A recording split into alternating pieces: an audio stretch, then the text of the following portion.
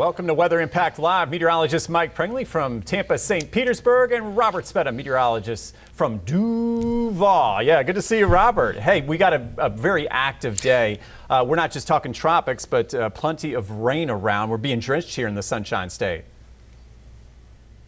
Yeah, and that's the whole point of our little weekend conversations, help people plan out their weekend here. Because today we kind of have this lineup where we have this broad trough from Jacksonville, yes, over towards Tampa as well. We're looking at showers, we're looking at thunderstorms, and we're already tracking it here this morning on radar, and this is going to continue all weekend out there, Mike. So, yeah, I'll let you take it away here off the bat. Let's get kind of an overview of what's happening. We're good. Well, my phone's blowing up. I got a lot of folks in Duval, Clay County. They've got boating plans today. Let me head over to the wall and take a look at this, and they want to know the best timing for the rain here. And I think if you're on the west side here in Tampa, we are looking for the highest chances of rain as we head through the morning into the mid-afternoon. So really that 10 to 4 spot. And then you see Jacksonville farther north. It looks like, that Gulf Coast sea breeze will catch up to you in Duval, especially by late day in this evening. But yes, even a morning round of rain already coming through sections of Jacksonville. That's why my phone's lighting up from the intracoastal to the beaches there. But I think there will be a window for a break. But here in Tampa, man, it's been one deluge after another. And it looks like that break in the rain for us, will be late today. So you see the timing at 4:10, 4 o'clock. So we lower that rain chance to 30% with temperatures in the low to mid 80s. And then, yes, we send that rain to Jacksonville with that 80% chance and 81 as you head into late afternoon. What's happening? Robert talking about that trough. What was left of a front, because after all, it is still summertime. These fronts have a hard time moving to the south. Got a little more low pressure in the atmosphere. That's a magnet for moisture that's coming up, and that will continue to bring us rounds of rain, not just for our Saturday, but for our Sunday. So things may calm down as we head through the evening, even in Jacksonville. But then, yes, tomorrow morning, here we go again, 7 o'clock, watching the West Gulf Coast sea breeze once again, watching Tampa, watching that big plume of moisture coming in.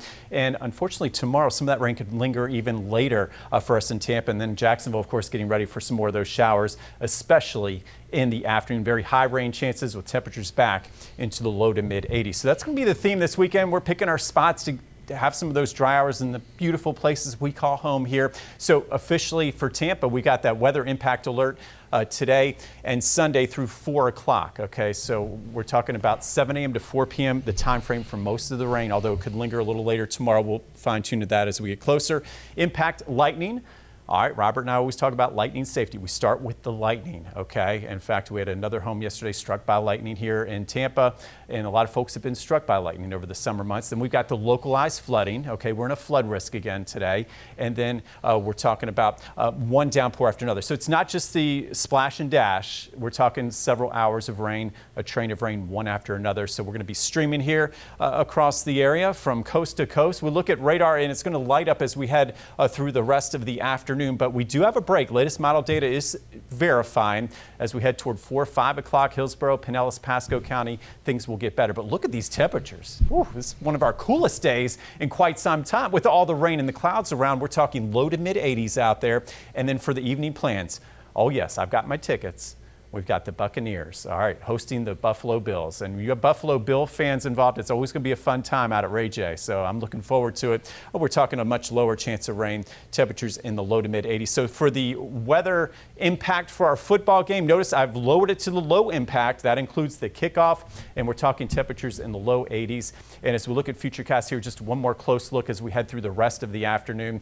Again, a lot of downpours. That includes areas of Pasco, Pinellas, Hernando County, and you see the bright colors here. So 1, 2, 3 inches of rain across the area, and the showers will trend inland as we head into late afternoon. So if you're out toward areas of Lakeland, Lake Wales, you'll still see a few showers at 4 o'clock, but again, things will start to improve for you as well for those cookouts or any evening plans you have. And if you want to head to the beach for one of those classic sunsets, I think we'll get to see that, especially for Sand Key. Flood risk, there it is. That includes North Florida, all the way to Tampa, Bradenton, Sarasota. And again, we're talking 1 to 3 inches plus of rain here. So Robert, here we're watching the rain really fill in here across the West Coast, and looks like it's coming your way with a very active afternoon. Yeah, and not just coming our way, but already here. We already got the storms this morning. In fact, we have a weather impact alert in place for us here on the First Coast for today and tomorrow due to the same setup out there, Mike. So, yeah, actually, I would like to kind of talk about and show you guys some views. So if you don't mind tossing me up on the full camera here so we can kind of get a good look at what we have going on in our neck of the woods. Or Mike. Hi, Mike. We're good. There we go. Take it away, bud. Hey, so let's toss up this graphic here because we have a weather impact alert still in place. Strong storms, heavy rainfall out there. Big thing is you just want to have your backup plans if you're going to be going out and about. As Mike just mentioned there, you're going to have breaks on the West Coast, and the same deal is for the East Coast. We're going to have some breaks in there. It's not going to be continuous rainfall, nor is it going to be one and done. And, talking about beach plans, this is a live look at Jacksonville Beach. This was crowded just a few moments ago, and the good news, everybody skedaddled off of the beach there this morning. Still some surf for the surfers to get at it, but the problem is you got those storms, and this specific cell has been putting out some pretty decent lightning. We're talking about that trough, and Mike, you mentioned the kind of that front coming down. I like to call this trough the tail of Aaron, and hear me out, because it's not directly associated with it. Aaron's well gone, but it's that cooler, drier air mass that tried to punch in from the north. And as you just mentioned a moment ago, it kind of gets disrupted and diffused. So you're not really seeing a front per se, but what we are seeing is this big trough of instability and thus those storms. And we can zoom right in on this map right here. You got flood advisory in place for Duval County, Nassau County, all of southeastern areas of Georgia.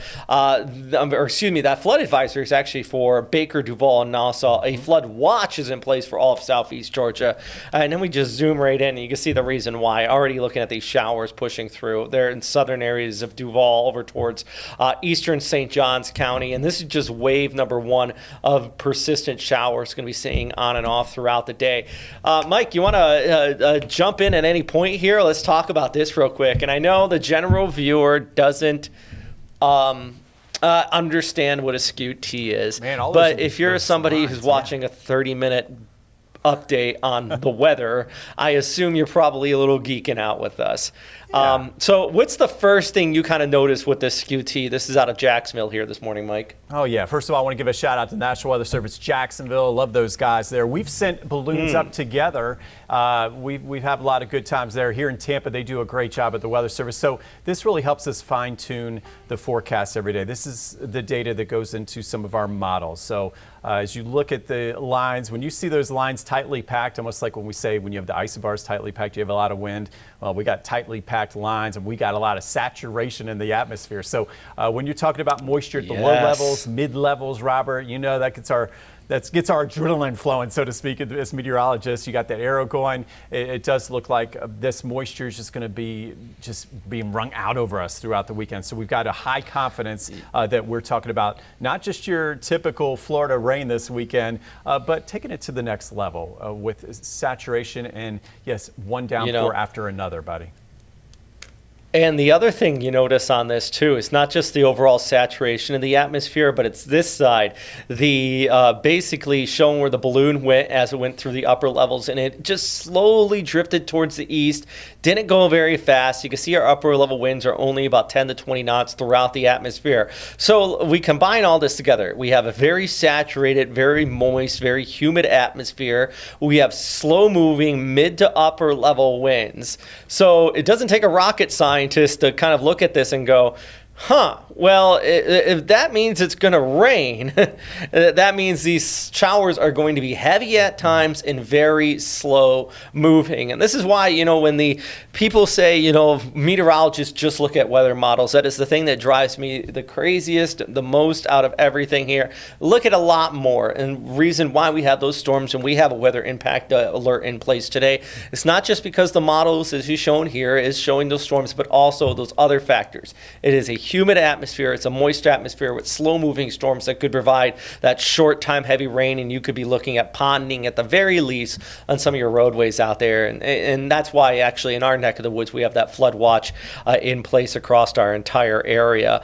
Mike, I also want to mention this, and I'm sure you're going to talk about it as well, but dare I say, could we have some, maybe not pumpkin spice and flannel shirts type weather by midweek, but maybe for North Florida, could we have some 60s. taste of autumn? Yeah, I think so. I think some drier air. I think so, and you see it coming right down, and it's gonna. You see where the deep blue is. Enough dry air should come down to lower your dew points. Where, I see plenty of 60s for areas like Waycross and interior Georgia, even to Folkestone, and north side. I could see the airport getting in closer to the upper 60s and near 70. Here in Tampa, I got excited this morning because I said, hey, we could have lows on the Nature Coast. This is a big deal for us, Robert. You know, we're used to being near 80 every morning. I said we could have lows near 70 degrees here. So for us, every little bit helps. And you see that dew point scale. We talk about the 70s and the 80s, very tropical dew points. But if they fall into the 60s, you know, those low temperatures love to fall to those dew points a lot of times, okay? And you can see when we see that little dip, that tells us it's going to feel a little bit better, and it'll feel better at night with some of those lower temperatures. And I got one trivia right here for you, Mike, before we kind of go back to the double box here. And this is for everybody at home, and specifically for Jacksonville. But, Mike, you came from Jacksonville, so you probably know the answer to this, or at least have a good idea. I'm still On there. average, when is our first day below 80 degrees Fahrenheit in Jacksonville, Florida? What are you thinking? Yeah, so this is an average, though, average first day, because I always tell folks in Jacksonville. On average, the first day. Average, I got to go a little later. I know we get the first cold front in middle of October. I'm going to go, but this is below 80. Uh-oh, this is a little trick. You take these trivias to the next question, to the next level. I'm going to think, boy, it's tough. I know November, I'm going to go, my first gut instinct, I'll have to go with D. It might be C. With what? D? I'm going to go with D. Yeah, November. I guess maybe I worded it wrong, but on average, based on the date I got, it is B, October 13th. Oh, the first but day. D, you're definitely sufficiently within that. Okay, yeah, I was going with averages or climatology, but that's fine. Yeah, that works. And then December 2nd, that's when we can sometimes get that frost, especially Lake City in interior areas along the I-75 corridor. That's when we really start to feel a little bit of winter here. But I always circle the last week of November, first week of December, on the first coast for the frost. And then here in Tampa, we run about 3 to 4 weeks later is what I noticed. So I'm outside, I take my road trips to the north to get my frost, do my frost angels, then I come back to Tampa. And then Tampa, and once we get to about Christmas week, late December, early January, that would be our frost time. So you can see the big differences between North Florida and Central Florida for sure.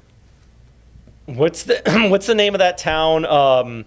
There's a town near Tampa, right? That's called Never Frost. What is it? Let's see. Frost free or Frost Haven? Frost proof. Excuse me. See, frost proof. Yes. I was thinking of Winter Haven, but frost proof works. Yeah, frost proof. Oh, there you go. They're literally frost proof most of the year here. There's been, let's see, winter 2023, 2024. I didn't even see a frost where I was at in Tarpon Springs. So there's many that go frost free and are frost proof here. But I'm looking forward to some of those cooler days, Robert, for sure. They'll be here before we know it, right? Yeah, they'll be here before we know it. At least that kind of hint at autumnal air out there. So, I mean, we take what we can get, right? Exactly. And we are still well within the tropics season at the very least, though. And we still have a couple other areas out there. I think that's what the graphics you just had pulled up. Yeah, speaking of tropics, I think, I'll head to the wall. We'll take a little thing. We'll do a little analysis here together, and we'll go to the wall here. Jeff Lemaster, our great director here, takes good care of us. Thank you. Yes, thank you, sir. All right, we go over here. We've got the tropical update, and I had my producers, Robert, on standby. I said, just in case, just be ready at the top of the 10. You know how National Hurricane Center, they're going to send out, it's going to be a named system. So this would be Fernan, where you see the red, the 100% chance. There's Bermuda, there's the southeast United States, there's our home, sweet home Florida. But now looking likely as the hurricane hunters take off at 2 o'clock this afternoon from San Croix in the U.S. Virgin Islands. They'll get out there about 2:30, and I think they'll verify at least a tropical depression, if not a tropical storm. So that's what we're looking. But that flow and the overall flow that we've seen that has protected us for the last few weeks still in place, where it would curve more to the north and then to the northeast. But there's a second wave we're watching here this morning, and that's a little farther south. So this has been lowered a little bit, 10, 20% over the next 7 days for development. This wave is heading to the west. It's a little farther south, so it's out of that steering flow. So this could actually hold together. If it holds together is the question. As it moves to the west, could enter the Caribbean, and we'll keep an eye on it. But right now, as we've been talking along, there's a lot of obstacles for these systems. So I think, first of all, Ferdinand will be okay. It's going out of the drier Saharan dust and moving into an area more favorable. And then for this one, yeah, I think it's going to be moving so fast, and there's some wind shear down there in the Caribbean. So we'll see if it even survives its trek into the Caribbean and what it does from there. But as we look at our satellite radar composite, Robert, I'm seeing a little bit better development here. You can see the convection, the big thunderstorms around the center, getting a little better organized. So that's what the hurricane hunters are going to be looking for, that circulation, to see if we can give this a name. And it's a French name, Fernand. Okay, and it's likely to move, I think it's going to move to the east of Bermuda, but again, Bermuda's got to watch it very carefully. And as we look at our hurricane names, we'll just go to this before we get back to Robert. We've had, of course, 2, 4, 5, all the way to Aaron. Fernand would be the next, okay, and then we got Gabrielle. So the question, I'll put Robert on the hot seat. I think we'll have Fernand, but will we have Gabrielle for Labor Day? I'll let you think about that. Then we'll come back to the maps and let Robert analyze what we're seeing here in the tropics here, Robert. First of all, we'll go back to that graphic that does show 100% chance, it looks like, of at least a tropical depression by later today. Yeah, and my thoughts, are we going to have a Gabrielle? Maybe for Labor Day? I don't think so, to be honest. I think I'm being optimistic here. I think that those storms are probably going to hook off towards the north. They're going to stay relatively they're going to stay relatively weak. Yeah. Especially the southern one. I agree. It's just it is got too much shear on it. It's surrounded by Saharan dust. That's just going to absolutely kind of rip it apart here. And in fact, I'll just show you the spaghetti plots for everybody at home, because everybody loves their spaghetti plots. I like spaghetti. Let's throw me up on the full screen here. Oh, you know it. Hey, and then there you go. So we got this, the one going towards northeast of Bermuda. All the models are suggesting that's going to happen. So let's say that does become a named storm. It's not even like an Aaron where it's going to kick off waves. It's just, I'm not impressed. And then the other one, that further southerly track, kind of what you would expect with a weaker storm. It's also just getting absolutely beat up by Saharan dust, which is going to keep it kind of relatively weak on that southerly track. And this is just showing that Saharan dust, which is almost just kind of flowing with it, and it just moves across the Caribbean there. Ready. So, yeah, it's this just plume. And then look at that next plume coming off the west coast of Africa. Bring it on. And this is why I think that even through the upcoming week, it's going to be just keeping everything kind of at bay out there, Mike. Yeah, I was doing some updates this week. You and I do a lot of TV, we do radio, and I was still saying, we take it a day at a time, Robert. But we just come back to these graphics you were talking about. You showed the Saharan dust. I've got a wind shear graphic here from the Euro, and I'm thinking, if we're in Florida, we're not looking for any big chances of any development close to us or any big threats, at least through Labor Day was my call. But again, as we head toward just after Labor Day, that could change. But look at all the wind shear as we look at the Caribbean here. You see the deep greens going across here. So anything that's trying to develop will likely be torn apart here. But one area to watch, it looks like a very active pattern for fronts. Across the United States, there's going to be a big cold blast next week. You can kind of see the jet stream here. And a lot of times when we get these cold blasts this time of year, cold relatively speaking, of course, they can maybe have lows in the 40s and 50s in the Midwest. Colder on land and inland will tend to bring some tropical trouble closer to home. So nature likes to tip the balance. So with active cold fronts, it looks like, as we head into the first part of September, that could draw up some trouble closer to home, maybe into the Gulf and the Caribbean. But that's still a long way away. I still think in the short term, my call is we're okay at least through Labor Day. Yeah, and that's a very good teleconnection. That's a fancy word for saying that typically when one thing happens, another thing happens. And it's a really good kind of analysis on there, Mike. Mike, I did notice that you said you had some photos of the beach erosion. Well, did you still have those? They're still being loaded. But I was walking, see Michler's Landing, and it was just big chunks of the beach were taken out. So unfortunately, I can't show that right now. But before the show, I was letting you know that was. I mean, I got some photos. I would love to see some photos. Let's go to your pictures because we can talk more about Aaron. That would be wonderful. If you have them. Yeah, I got some photos from our weather watchers out there. And first off, this is from this morning where we actually had some decent storms. I like this shot. Yeah, Brenda. This is from Brenda. She's she needs her own calendar, weather calendar. She does it all. She knows how to. Oh my goodness! She takes the best pictures. So what you know what pier we're looking at here then, right, Mike? Well, it's hard to see from here. She's up toward Amelia Island. I'm trying to make out where we're looking at. So here. yeah, you're right. It's Fernandina Beach. Okay. That's the pier. Yes. And then also another shot from Bob, another amazing photographer, always sending us stuff in. These were our sunrise shots this morning. Talk about just a painting out there this morning. I love it. It's just almost like this mural. Now, I do want to show you this, though. This is also from Fernandina, right after Aaron hit. There it is. And this was a little bit of that beach erosion. That's what I was taking. Yeah, I have a couple pictures of me there, and just these big escarpments and shelves of beach missing there. So.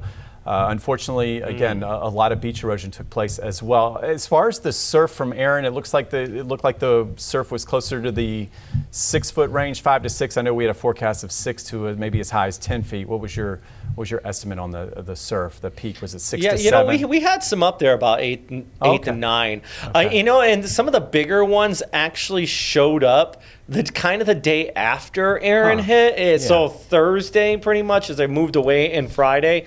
And I think one of the reasons for that, at least the big rollers we were seeing, is because the wind started coming offshore. So it wasn't churning the ocean into a washing machine. So as Aaron pulled away, you had an offshore wind, and it actually kind of cleaned up the waves. And a lot of the videos I'm seeing of surfers getting out at it was the day after Aaron passed by, where you still had that powerful swell, but you didn't have the wind that was kind of just ripping them all apart there. So kind of a little mixed bag. But that beach erosion, definitely a pain. You know, one thing that I always try to stress, and I know it seems silly, but just don't let your kids play on that escarpment type deal, because that is loose sand and it can slide down. I've actually seen reports of kids getting buried and stuff like that. We had that where the loose sand just kind of gave way. Yeah, and there was something news. I'm trying to remember the story exactly where. I know it was in Florida, where the beach rescues weren't even for the rip currents. It was people falling and hurting themselves. Big chunks of the beach were missing, so they were falling down. So imagine all the folks ready to rescue folks. It was for, due to the beach erosion. So that's great advice there. And of course, we're also watching for the sea turtles.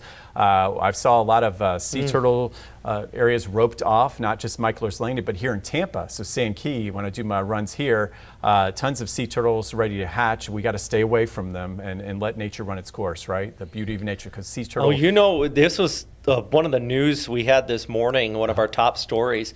Somebody, it frustrates me beyond belief. Somebody let their dog off their leash and attacked one of the nests as the hatchlings were coming out. Okay. And I also found out if you disturb a sea turtle nest, the fines can run up to $100,000. Okay, so even if you are not, that's interesting. So good, especially if you are actively disturbing and killing sea turtles.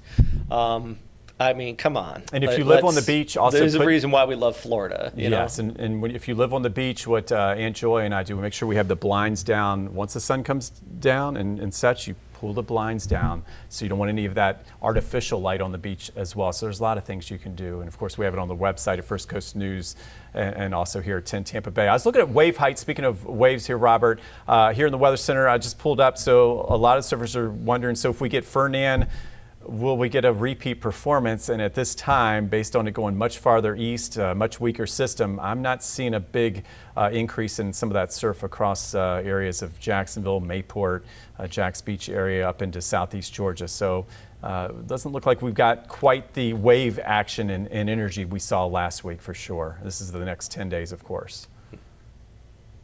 Yeah, maybe some gentle rollers, about 1 to 2 feet. You know, if you're just getting your feet wet and surfing, they might be your type of swells. But yeah, it's going to be nothing like what we've seen out there with Aaron. And yeah, and the storm's already moving towards the north. I think this is going to be kind of a blimp on the radar as it pulls away. Definitely not the type of name that would get retired. My question is, yes, do you think Aaron's going to be retired? I was looking at that, and I called it a historical storm. So I'm going to be in the camp, yes. Earliest Category 5 hurricane on record outside the Gulf and Caribbean, because you like that fact. First Category 5, we had to go back to, 2007, something crazy like that. I mean, it was a long time. It was 18 years. And of course, Aaron, unfortunately, we had fatalities all the way out toward the Cabo Verde Islands. This thing just had a long history. A lot of people forget about that. We had a long history and a path of destruction, at least wind energy, waves, surf, and then in the Carolinas, you look at those heartbreaking pictures of those homes on the beach that were washed away. So, yeah, we talked about some big damage. I feel like Aaron should be at least meteorological, looking at the numbers and its impact on people. I would be in the camp that I could see it being retired. Aaron's been a name I think we've recycled since the very beginning, so it would be a big deal. Actually, Aaron, it was Hurricane Aaron that passed New York City on 9/11 that led the skies being clear. And that's the reason why, if you look at video from 9/11, it's actually blue skies out there because a Hurricane Aaron passed. So that just shows you, this storm has been around. It's been through, it feels like multiple historical events, and I would say good riddance if I see another Aaron out there. So are you in Camp Aaron? Again, so are you in the camp then? You're thinking retirement? I'm in camp. I'm in Camp Aaron being retired out here. It did. If it made landfall, 1,000%. But even without it making landfall, I think it broke up a bunch of records that it deserves to be kind of shelved for now. Very good. Well, I love our discussions, and of course we do this tomorrow. We'll be back at 10:30 here. Robert Speta from Jacksonville. Can't thank you enough. And of course, we've got the rounds of rain, downpours, and weather impact alerts going from coast to coast. That's why we're here for you. Keep tuning back in, and we'll of course keep you and your family safe, updated, calm, and collected. Thank you, Robert. Hey, Mike. Thanks for stopping by with me.